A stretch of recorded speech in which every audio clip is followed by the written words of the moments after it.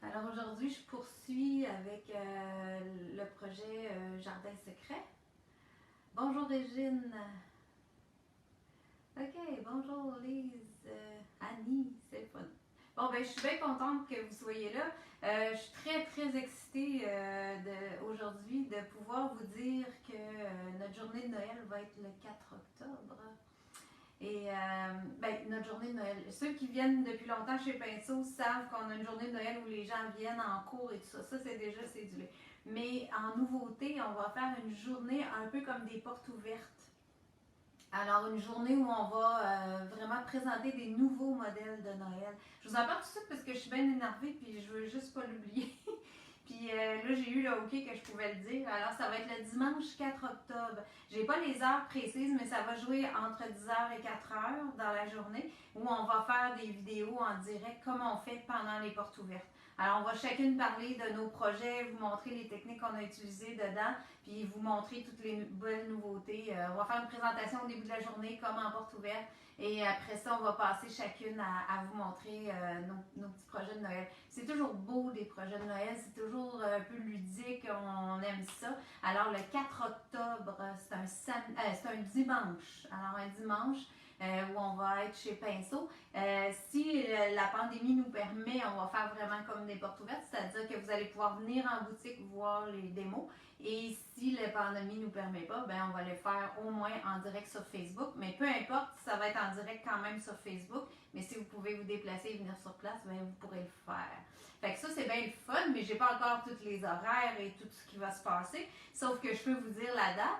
Et là, je vous dirais de surveiller vos courriels. Alors, si vous n'êtes pas déjà abonné au courriel de Pinceau, vérifiez qu'on a bien votre adresse courriel. On va envoyer par courriel l'horaire. Ça va être mis sur le Facebook de Pinceau aussi. Mais quand même, si vous voulez le recevoir directement dans votre boîte, vous allez avoir l'horaire des démos comme pendant les portes ouvertes. Sauf que ça va être tous des projets de Noël. Alors ça, c'est toujours le fun.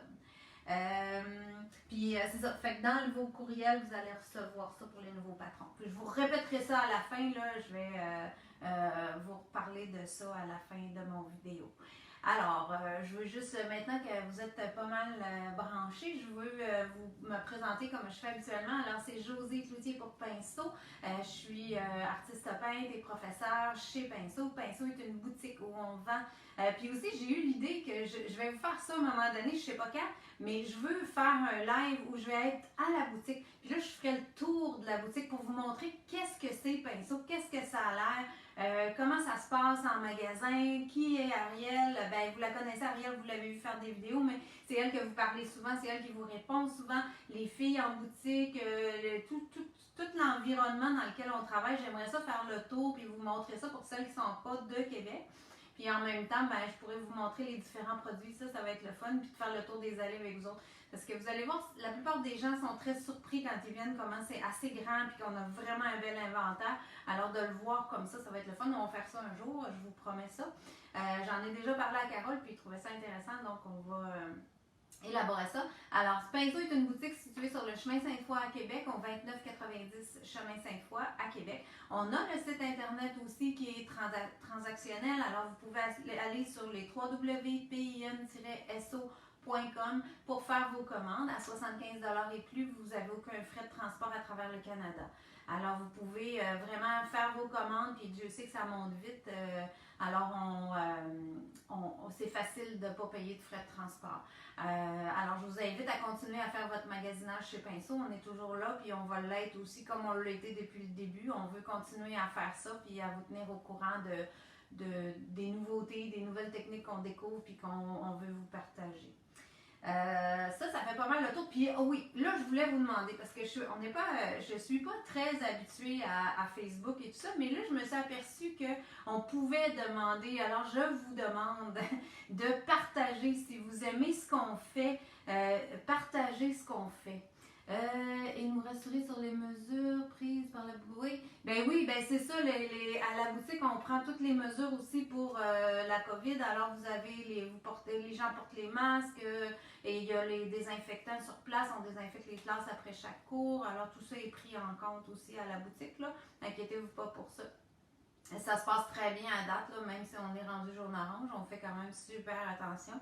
on désinfecte les pinceaux et tout ça. Fait que il n'y a pas de problème pour respecter les règles. Ça, on est assez sévère sur ça. Qu'est-ce que j'allais dire? J'ai perdu mon idée. Ah oui, c'est ça. Je voulais vous dire, je vous demandais, parce que j'ai pas l'habitude de demander tellement, mais là, je me dis, il faut que j'apprenne à faire ça. Si vous aimez ce qu'on fait, quand je fais les annonces pour un nouveau live, même les lives qu'on fait après, partager, qu'on puisse aller chercher encore plus de gens, de partager nos techniques puis notre passion de ce qu'on fait, autant vous, puis des fois parmi nos amis, on ne sait pas qui ça peut toucher et qui ça peut intéresser, même si dans votre entourage, c'est plus vous qui aimez ça. Des fois, juste de savoir que vous faites affaire avec Pinceau aussi, ils peuvent vous acheter des cadeaux chez Pinceau. Ça peut être une bonne idée que vous leur partagiez Pinceau pour ça, pour qu'ils sachent que c'est là que vous achetez vos choses, que c'est là que vous apprenez aussi. Alors, moi, je vous invite vraiment à partager tout ce qu'on fait. N'hésitez pas, si vous aimez ça, partagez puis multipliez ça. Ben oui, je le sais, Lise, que tu le fais depuis le début, je l'ai vu. Mais je veux inciter les gens à faire ça parce que c'est ce qui nous amène le plus de publicité, si vous voulez, là, que ça se multiplie de plus en plus. Alors, je voulais juste le mentionner parce que même moi, je ne pensais pas à le faire. Fait que je me dis, ben, plus on en fait, plus ça va être le fun de le partager autour de nous puis de continuer à pouvoir donner les techniques ou montrer les techniques par rapport aux projets qu'on fait, que vous achetez, les patrons que vous achetez et tout ça. Alors, ben, c'est ça. J'ai fait pas mal tout mon début que je voulais vous dire. Alors, je vais tourner ça, puis là, vous allez voir ma toile. Je vais vous montrer aussi les pinceaux. Là, j'ai pensé à amener les spatules, alors je vous démontre ça. OK. C'est bon. Fait que ici, vous voyez les spatules que je voulais vous parler la semaine dernière. Moi, j'ai travaillé avec cette petite spatule ici. Par contre, vous pouvez utiliser les plus grandes aussi.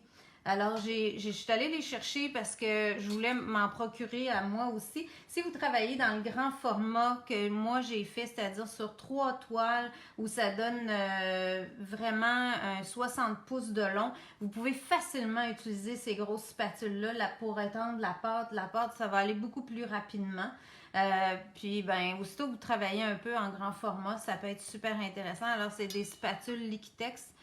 Freestyle. Celle-là est à 17,99. Celle-là, j'ai pas le prix dessus. Là. Je pourrais pas vous dire par cœur parce qu'elle était marquée seulement sur le rack. Elle va être un petit peu plus chère, évidemment, parce qu'elle est plus grande. Alors, c'est des formats de spatule. Ce qui est important quand vous choisissez une spatule pour peindre, j'entends, c'est important d'avoir l'angle ici, là, à partir du manche. Sinon, vous n'aurez pas de jeu de travail. Il ne faut pas qu'elle soit plate à partir du manche. Il faut qu'il y ait l'angle ici. Ça travaille super bien pour étendre. Vous avez le même genre d'angle dans toutes les petites spatules. Alors ça, c'est ce qui est important de vérifier. C'est comme ça que ça va le mieux travailler aussi. Alors, je voulais vous les montrer parce que c'est bien le fun de pouvoir voir les outils. Puis des fois, ça fait la différence dans notre travail aussi, là, pour aller mieux étendre le produit ou mieux travailler, d'avoir les bons outils. Fait que j'aime bien vous parler de ce qu'il y a de disponible pour que vous sachiez ce que vous pouvez utiliser. OK. Après ça, là, vous voyez sur ma toile ici, j'ai déjà commencé un peu mon fond de couleur pour pouvoir vous montrer plusieurs étapes sans avoir à faire de temps de séchage. Alors, j'ai commencé déjà les lavis qu'on va faire avec les pinceaux. Là, j'ai vraiment le bon nom. C'est le pinceau, en anglais, ils appellent Oriental Ache.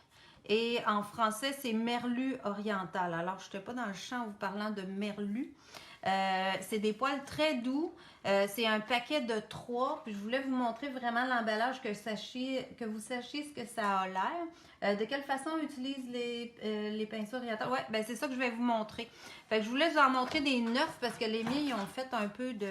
Ils ont peint pas mal. Fait qu'ils sont rendus comme ça. Et ça fait des super beaux pinceaux aussi sur votre table de travail. Puis c'est très léger, c'est en bois fin, c'est cousu. C'est des beaux pinceaux. Puis c'est pas très cher. Vous voyez, ça c'est 10 $ pour les 3. Puis ça vaut vraiment la peine pour travailler avec des lavis puis beaucoup d'eau dans votre pinceau.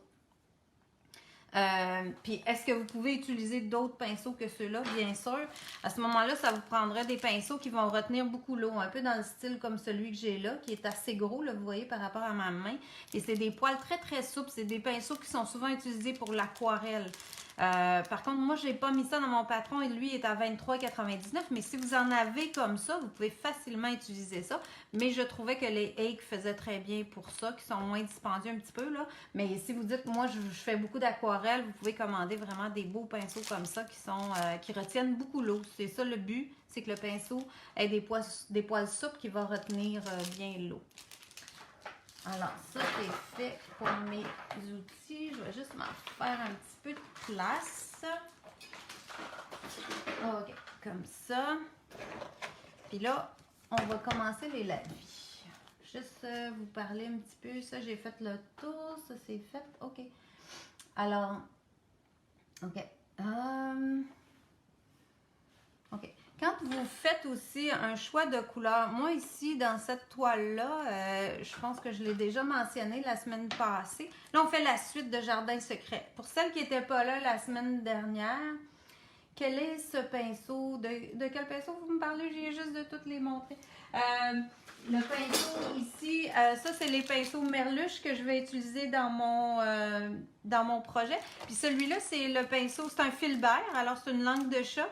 Et c'est Silver Jumbo, la marque. Puis c'est une grosseur 40. C'est vraiment dans les grands formats qu'on a. Il y en a plusieurs grosseurs, puis il y en a d'autres sortes aussi chez Pinceau. J'espère que je réponds à votre question. Le pinceau unique, c'est ça, c'est celui-là. Alors, c'est le Filbert Silver Jumbo 8503. Et c'est un pinceau très, très souple avec des poils de nylon, mais qui vont bien retenir l'eau et bien la transporter sur une toile. Alors ça, c'est des beaux pinceaux. Là. Comme je vous dis, il y en a plusieurs d'autres sortes aussi. Là. En faisant les pinceaux sur le site de pinceaux, vous allez les voir. Ouais, c'est ça. Là, je voulais vous parler des couleurs. Quand vous faites un choix pour des couleurs pour une toile, moi, dans ce cas ici, j'avais un peu une idée de ce que je voulais parce que c'était pour aller avec un jardin de fleurs. Alors, c'est vraiment à partir d'un couvre-lit où il y avait plein de fleurs de jardin. Alors, j'ai choisi vraiment les couleurs en fonction de ça. Mais en plus de ça, quand vous choisissez vos couleurs, c'est bien de les mélanger pour voir qu'est-ce que ça va donner sur votre toile. Parce que là, vous allez voir, on va travailler avec beaucoup d'eau, donc les couleurs, ils vont s'intercaler les unes dans les autres. Alors ça, c'est primordial de vérifier vos couleurs, de vous faire une charte de couleurs. Est-ce que j'ai tout? Ouais, je pense que c'est pas mal ça. Je vais juste me vérifier que j'ai les couleurs que j'ai dans mon fond. C'est ça avec le vert. OK. Puis le jaune indien de Golden. Et vous pouvez toujours mélanger aussi les marques de peinture. En autant que c'est de l'acrylique, là, tout va bien aller. Il n'y a pas de problème. Vous pouvez mélanger.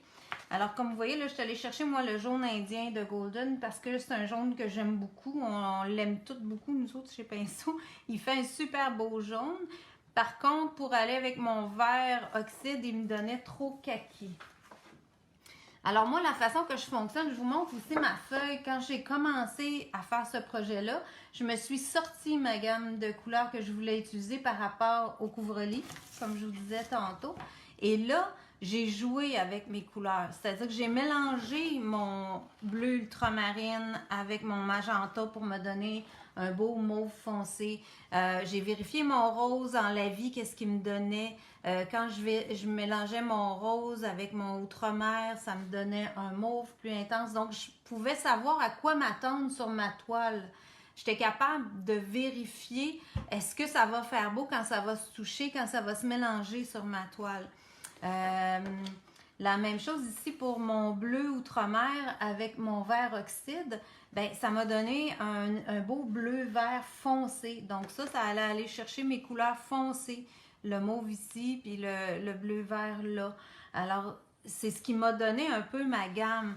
Vous voyez ici, le jaune indien avec le vert oxyde, c'est intéressant, mais ça me donne un vert kaki, ce qui n'était pas beaucoup dans la palette que je voulais aller. J'en ai mis juste un tout petit peu.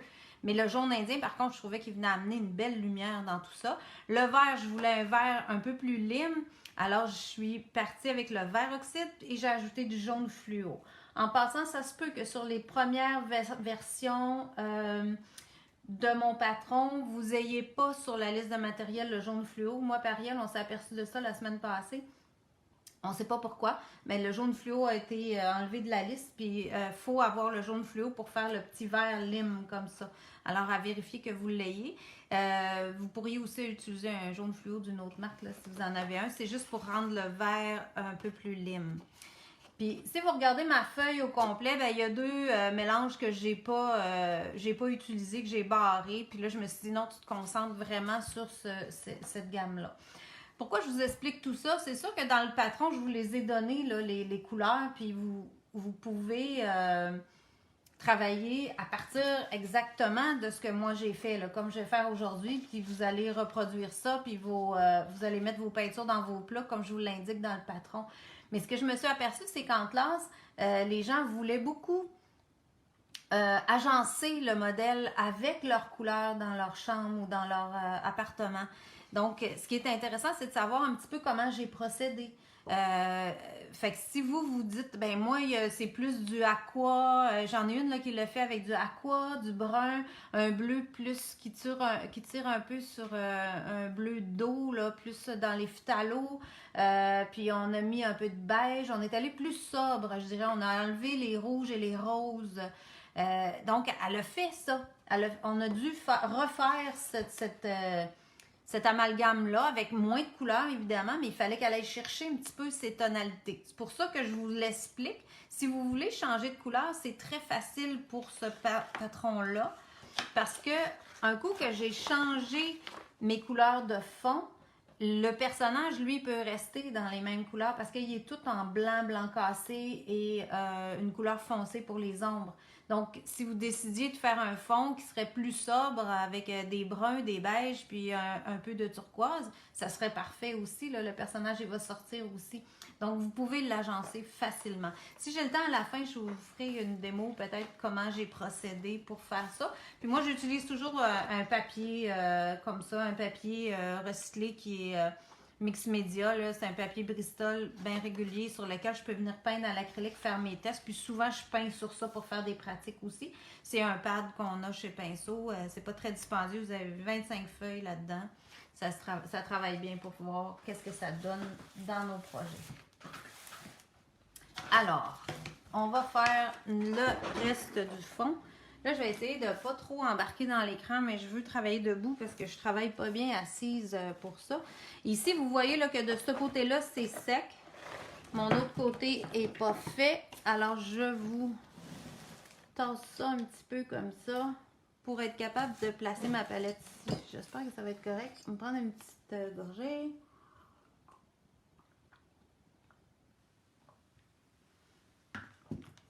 Bon. Puis là, on va utiliser les pinceaux en poil de merlu. C'est une chèvre en passant, la merlu.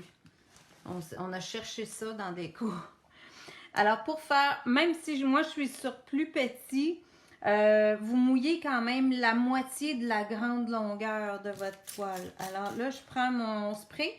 C'est juste de l'eau dans une petite bouteille pistolet. Et je mouille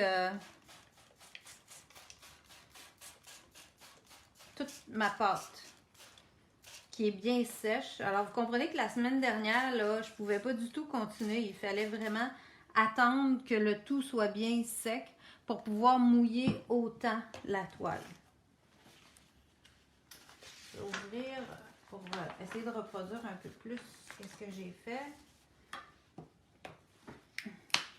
Vous pouvez aussi, si vous travaillez sur la grande toile, moi j'avais utilisé des plats recyclés comme ça pour mettre mes couleurs séparément, vu que ça prenait beaucoup plus de peinture. Si vous le faites en plus petit, ben, vous pouvez travailler comme moi sur une palette, ça fonctionne aussi.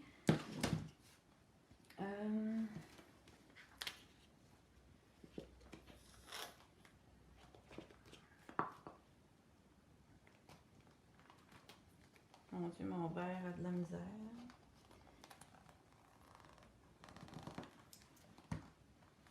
Ok. Un petit peu plus.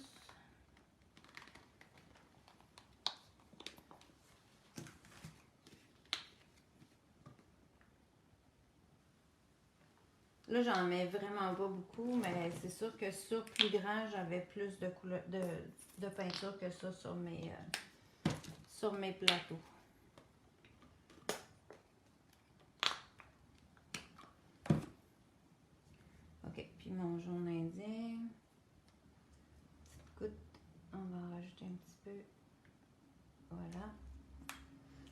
mon jaune fluo que je vais mettre ici. OK. Puis là, avec mes pinceaux, ça va couper un peu la lumière. Je vais juste passer un peu là. Parfait. OK. Alors, je mouille mes pinceaux.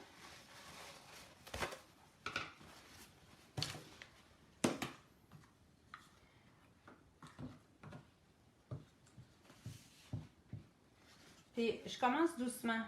Je vais aller chercher mon verre que je viens diluer, soit dans mon plat ou sur ma palette comme je suis ici. Puis mon pinceau est très, très rempli d'eau. Je pense que vous voyez sur ma palette, ça devient très liquide. Ouais. OK, ça, c'est pas pire. Puis là, je peux venir chercher un petit peu de fluo si je veux le rendre plus vert lime. Puis ça va me le rendre tout de suite vert lime. C'est vraiment un beau mix que moi, j'ai bien aimé. Et puis, je m'en vais aussi suivre le long de mon personnage. J'avais tracé mon personnage en premier. Fait que oui, je peux déposer la peinture, puis elle va fuir dans l'eau. Parce que il faut que ma surface soit bien mouillée pour que ça fasse ça, là. Elle vient vraiment travailler dans l'eau. Je peux prendre un autre pinceau, ajouter du turquoise. Le travailler un peu sur ma palette pour le diluer.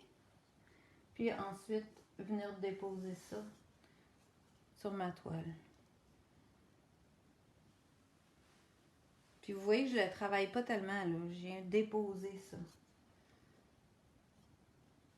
Puis il va toujours s'en aller plus loin que là où je l'ai mis parce qu'il va suivre, le pigment va suivre l'eau. C'est pour ça que c'est important que ce soit bien, bien mouillé. Après ça, sur ce modèle-là, j'en ai mis dans le coin ici. Je peux venir vider un peu mon pinceau, en ajouter comme ça. En ayant tracé votre modèle, ben, vous pouvez vraiment placer vos couleurs assez semblables à ce que j'ai fait. Dans ça aussi, j'ai travaillé très pâle dans le haut ici, dans une espèce de courbe dans le haut de ma toile. Ensuite de ça, je vais ajouter un peu de vert dans le bas ici. Encore une fois avec de l'eau. Si je veux un peu plus kaki, c'est là que j'ajouterai un petit peu de jaune avec. Et vous voyez que ce jaune-là est très très fort. Là, il me donne un bel effet. Puis il va continuer à travailler dans l'eau. Là, je rince mes pinceaux. Puis je reviens chercher juste le jaune pour avoir un beau coin jaune. J'ai pas assez d'eau, j'en rajoute. Voilà. Fait que ça, c'est des pigments assez intenses. Golden, il ne faut pas en mettre beaucoup parce que c'est très très intense. Là. Surtout si vous voulez des transparences. On en met moins tout simplement. Là, j'ai rincé le pinceau, fait que je peux l'amener ailleurs. Puis je commence en pâle comme ça. Puis tranquillement, je vais ajouter les autres couleurs. Si je prends ici mon bleu ultramarine, puis là, vous comprenez que j'ai pas beaucoup mélangé à l'avance. Là, ce tube-là est très, très, très épais. On va enlever un peu. Un coup qu'il y a l'eau dedans, ça fonctionne. Puis je mets un peu de vert. Ça va me faire un bleu très foncé. Que je pourrais venir mettre ici, me faire une zone plus foncée, en mettre quelques touches. Vous voyez avec le bleu, là, vous devez mieux le voir, là, que ça diffuse dans l'eau. Puis je peux secouer aussi mon pinceau, faire des gouttes.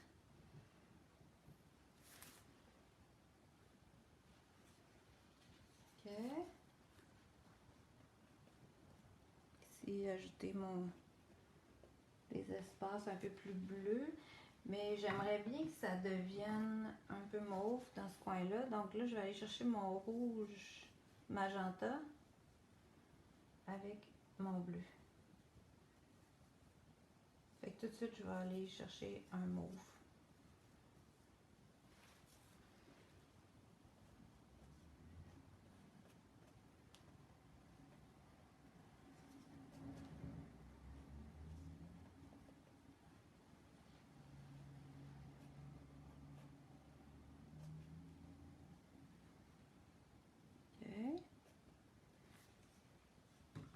Aussi, vous pouvez bouger la toile, c'est-à-dire faire que le pigment va descendre. Vous allez le voir bouger, là, je sais pas si... ouais, hein, ça descend. Fait que vous voyez, ça vient tout de suite créer des lignes. Je peux bouger dans l'autre sens aussi. Le faire redescendre. Alors, comme j'ai beaucoup d'eau, c'est ça que ça fait.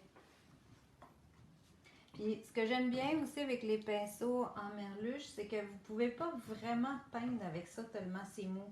Donc, c'est sûr que pour quelqu'un qui n'est pas habitué, qui a de la misère à lâcher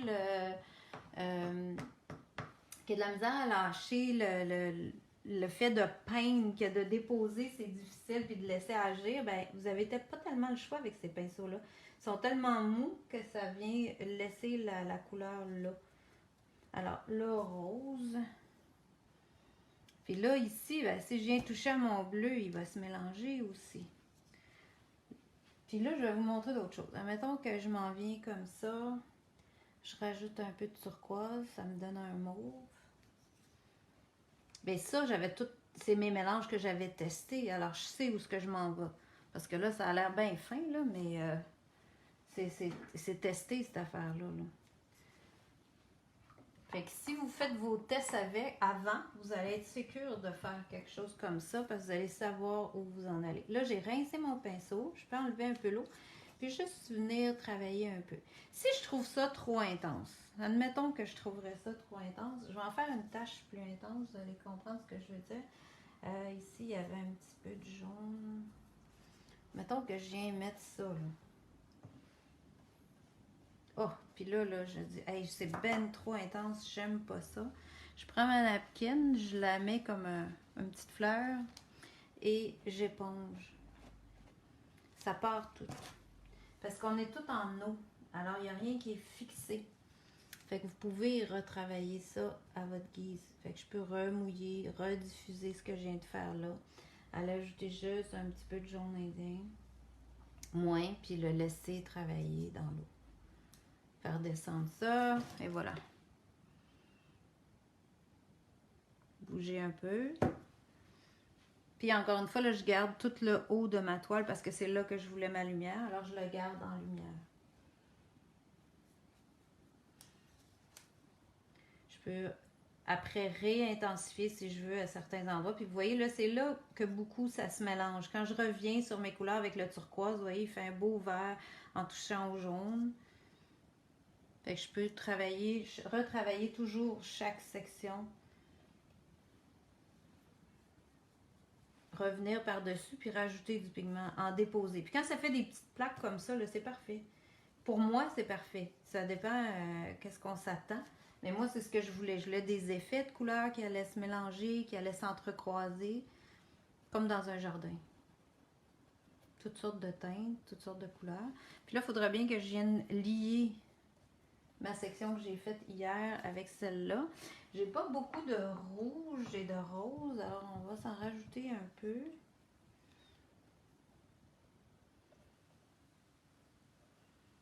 Ça va se remélanger avec le mauve, ce qui est très bien. Puis mon rouge un peu dans le bas ici.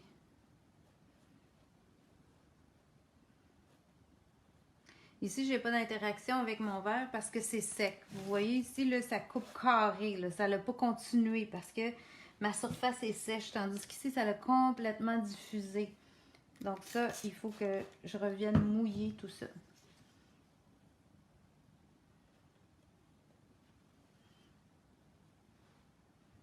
Puis c'est là que je vais aller chercher mes beaux effets.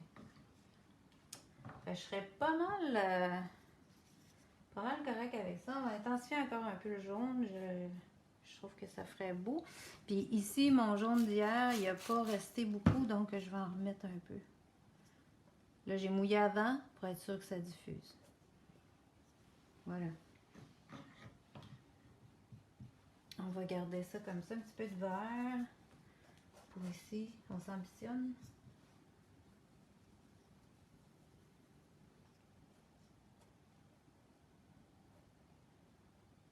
Avec le rose, le vert se faisait un moins beau mélange. Alors, je taponnerai pas trop dans ce coin-là, pas trop que ça s'influence. ça c'est bon. Si je regarde ma photo, ça a bien du bon sens, ça se ressemble. On va garder ça comme ça. Puis on va réintensifier à l'autre étape que je vais vous montrer sur ma partie qui est sèche de ma toile. Fait que ça, c'est exactement ce que j'ai fait sur ma grande toile. C'est la même chose. C'est le même principe avec Mercedes. Ben, avec Mercedes, j'avais travaillé avec de l'alcool, Michel, dans ça. Alors, j'avais plus des alvéoles, puis j'étais directement sur la toile. C'est pas tout à fait la même chose. Mais ça peut se ressembler parce que c'était des lavis. Je me demande même si j'avais pas travaillé avec les pinceaux en poil de merluche comme ça dans Mercedes pour faire avant de mettre l'alcool. Alors, ça peut être ça aussi, mais la technique était différente parce que ici, avec la pâte, quand vous voyez là, les lavis comme ça, vous comprenez pourquoi on a mis de la pâte là. Si je fais en 3 toiles comme indiqué dans le patron, est-ce que je suis mieux de faire mes lavis tout en même temps? Oui, oui, moi je ferais d'un bout à l'autre de la toile, malgré que il y a un bout de votre question là, que je vois pas, puis je suis pas capable d'aller peser pour la voir, mais je vous répondrai plus tard, Lise, si j'ai d'autres choses à ajouter. Mais moi, j'ai fait à peu près la moitié de la toile, comme je dis dans le patron. Alors, j'ai mouillé la moitié de la toile, puis j'ai fait cette partie-là, puis tout de suite, j'ai mouillé l'autre partie, puis je l'ai fait. Alors, je pouvais jouer d'un côté à l'autre, ce que j'ai bien aimé, parce que là, comme là, si je veux aller réajuster ici à droite, ben, il faudrait que je remouille. Mais là, je ne veux pas mouiller parce que je veux vous montrer la suite du brossage. C'est ça. Moi, j'avais préféré faire tout en même temps. Donc, c'était facile d'aller réajuster d'un côté et de l'autre. Ça va être très simple pour vous de faire ça. Là, ça se fait quand même assez bien. Alors, je vais juste me recentrer ma toile un petit peu. OK. Alors, un coup que ça l'a travaillé, ça continue à travailler. Si vous voulez plus de gouttes, vous pouvez en ajouter avec d'autres couleurs. C'est comme vous voulez, là. Puis vous pouvez bouger plus ou moins à votre goût. Ce qui est important de garder, c'est de garder une zone pâle pour les lumières. Puis ça, dans la photo, quand même, que je vous ai mis des lavis, qui est la photo 10, ici, vous l'avez, là. On la voit, la différence, qu'ici, c'est très pâle, puis là, c'est beaucoup plus coloré. Puis comme je vous disais, si vous trouvez ça trop, vous épongez, puis ça va pâlir tout de suite. Tant que c'est pas sec, évidemment. OK. Fait que ça, c'est bon pour ça. Ensuite de ça, je vous ai parlé des pinceaux souples. Là, je peux vous parler un peu des pinceaux, les pinceaux Blue Ice. Là, je l'avais emmené, il me semble, tantôt.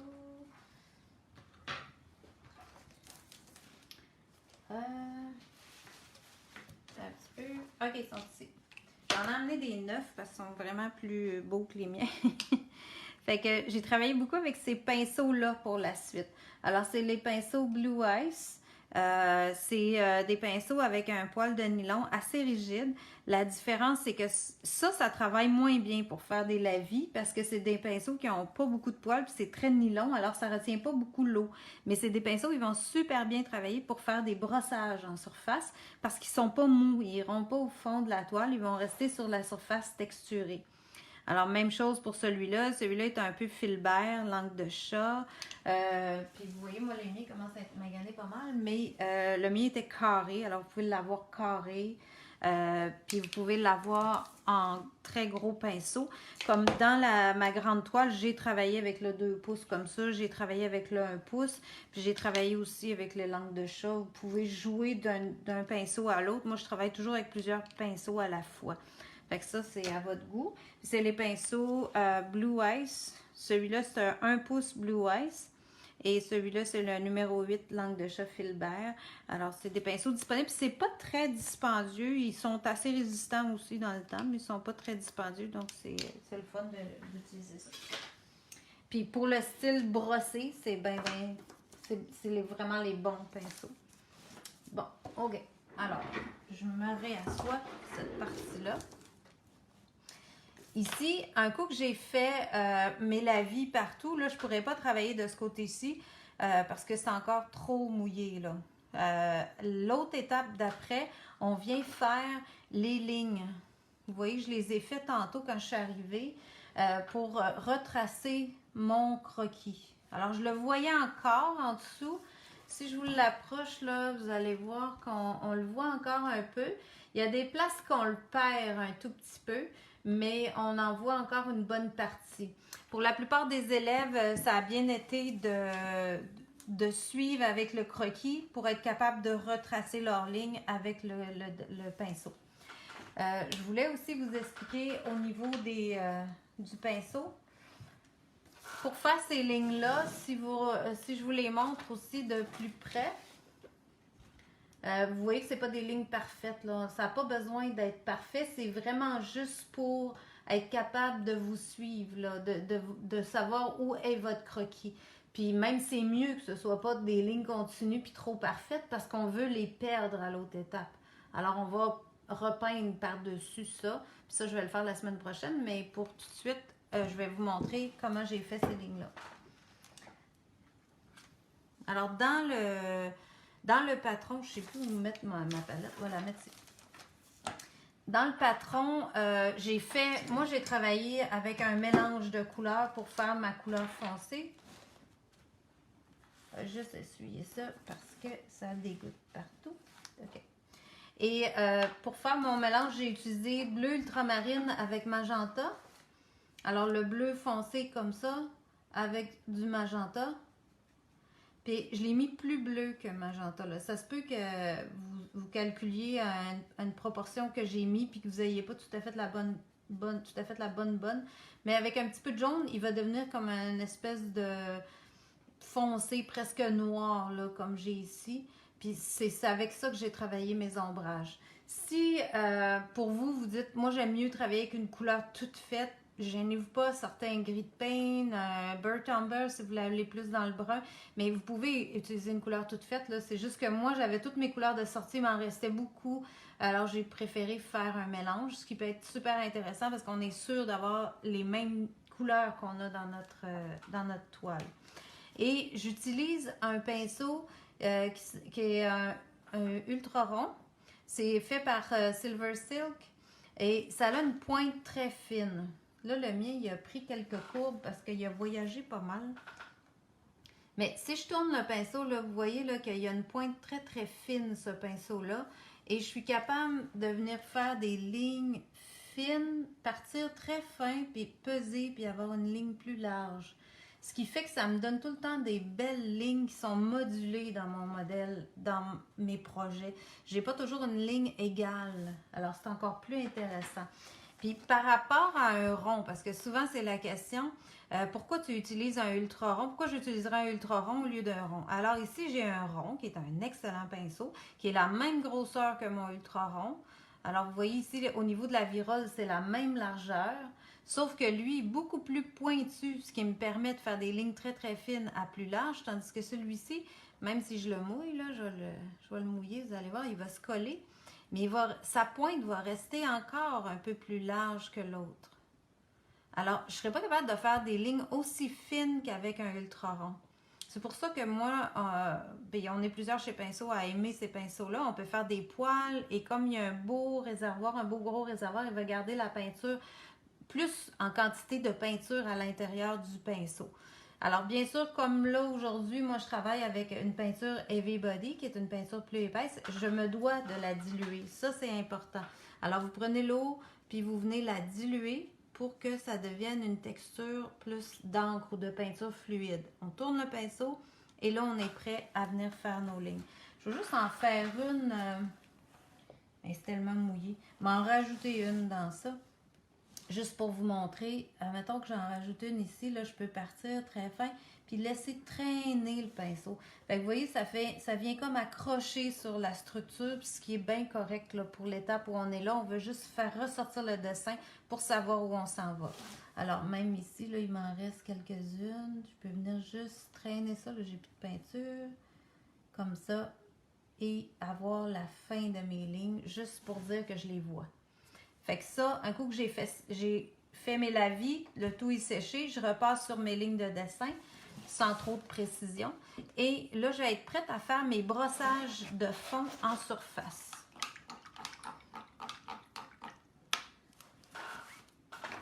Bon, là, c'est là que je vais prendre mes Blue Eyes, que je sais pas où j'ai mis. OK, ici. Ça, ma vieille lampe de chat. OK. Puis là, ben, j'ai joué avec mes couleurs. Je vais venir chercher un petit peu le rose.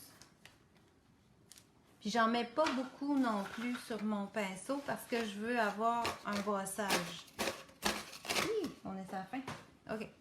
Mon pinceau, alors je peux en enlever un peu si je pense que j'en ai trop, mais si vous regardez, là, j'en ai pas très épais sur mon pinceau. Puis là, je viens juste brosser sur ma surface. Fait que là, c'est là que toute la texture de la pâte va ressortir. Là, je me suis amusée à foncer certains endroits que je voulais plus foncer, aller accentuer, mettons le rose, l'embarquer un peu sur mon turquoise pour mélanger encore une fois un peu les couleurs, mais sans frotter comme ça au droit. Je viens vraiment pencher mon pinceau et frotter la surface seulement. Fait que c'est là que la pâte, toute la texture devient importante. Fait que quand je disais la semaine passée, vous n'aimerez pas ça si vous n'avez pas de texture sur les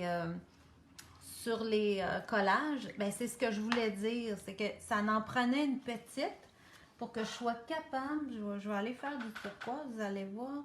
Si je viens brosser le turquoise ici, regardez, là, on voit la structure qui vient se placer, qui vient ressortir avec le brossage. Fait que c'est une belle technique qu'on peut utiliser. Il faut juste l'avoir fait une fois pour se souvenir que on peut faire ça, faire une structure dans notre fond pour être capable de la brosser par après. Puis de créer des contrastes, d'avoir des couleurs plus pâles en dessous, puis plus franches sur le dessus. Fait que je travaille avec mon pinceau tranquillement.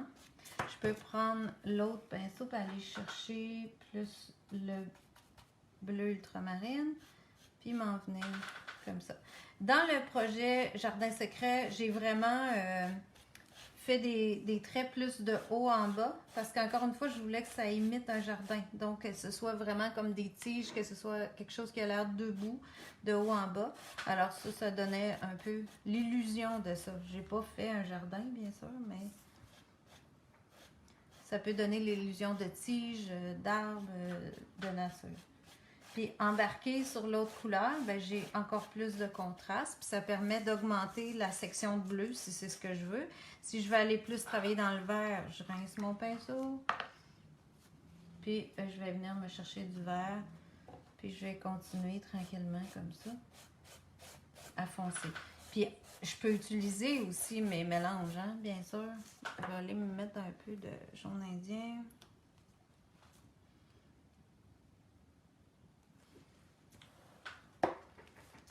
Hey, ça va donc bien vite. Un peu de jaune indien, puis là, venir faire un peu comme kaki dans certains petits coins. Parce qu'aussi, on veut intensifier un peu les couleurs pour que la robe ressorte. Parce qu'elle, on va la faire un peu plus... on va la faire plus pâle. Donc, on va aller chercher un contraste avec ça. Dans le haut aussi, j'ai brossé beaucoup magenta pour augmenter ça ici. Si vous la faites en grand aussi, essayez de pouvoir l'accrocher à quelque part pour pouvoir vous éloigner, la voir de loin, la mettre sur 2 chevalets ou appuyer au mur sur une table, peu importe. Être capable d'observer en vous éloignant qu'est-ce que ça donne pendant votre travail. Ça, c'est assez important. C'est où il faut que j'en ajoute, vous allez le voir en vous éloignant. J'avais Francine ce matin qui travaillait sur ce projet-là, puis c'était vraiment flagrant quand on s'éloignait pour voir.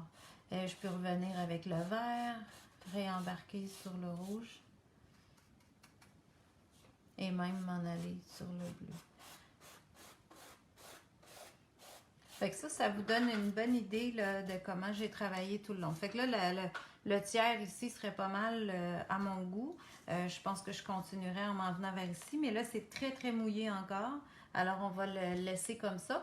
Puis moi, je vais vous le finir, ce brossage-là. Puis la semaine prochaine, je vais finir mes lignes et tout ça. La semaine prochaine, on va travailler la robe. Je vais vous montrer la robe, la dernière étape.